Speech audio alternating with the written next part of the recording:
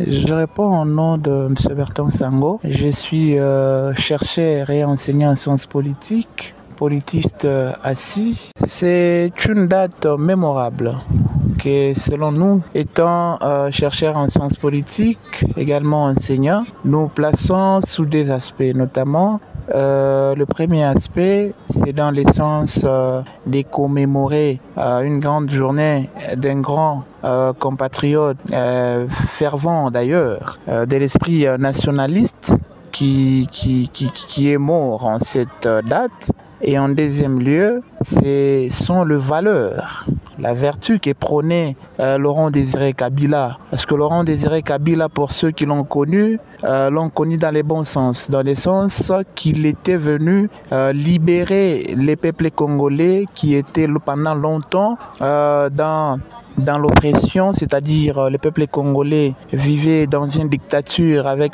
l'ancien président Mobutu. Lui était venu justement libérer ce Congo. Et à son temps, on appelait Zaïre. Lui, quand il est venu, il a tout changé. Et pas tout simplement une journée à célébrer avec une bière à côté, mais plutôt avec une méditation en profondeur. Normalement, toute population, d'une manière générale, en République démocratique du Congo, elle doit retenir une date de réflexion.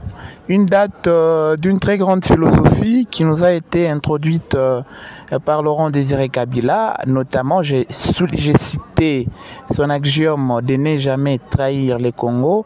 C'est une très grande philosophie à développer et si vous y entrez à l'intérieur, vous allez comprendre que Laurent Désiré Kabila voudrait à ce que tout Congolais puisse travailler pour ce Congo, puisse travailler pour faire émerger, pour la réussite de ces pays. Et aussi, tout celui qui s'érige dans l'opposition contre son État, contre ces pays, à celui-là ne sera plus taxé d'un Congolais. Et c'est pourquoi je demande à tout le monde de se marier, de faire usage de ces principes, de ne jamais, n'est-ce pas, trahir les Congos.